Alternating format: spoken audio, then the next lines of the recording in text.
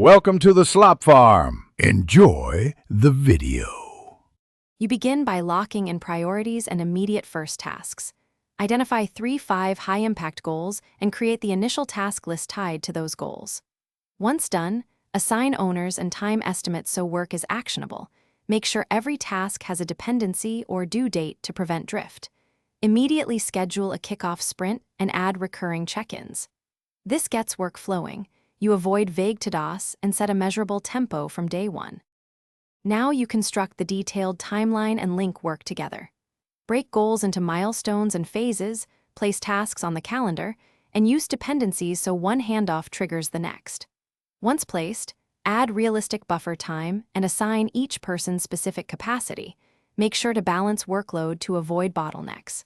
Use status colors and tags for visibility and update task durations as estimates refine. This keeps execution steady and makes delays immediately visible to the team. You drive execution with consistent check-ins and rapid unblocking.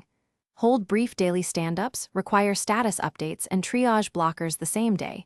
Once a blocker appears, reassign or add buffer time to maintain momentum. If conflicts persist, escalate to stakeholders and decide to reduce scope or shift deadlines. Make sure to review velocity and completion metrics weekly, then iterate the plan.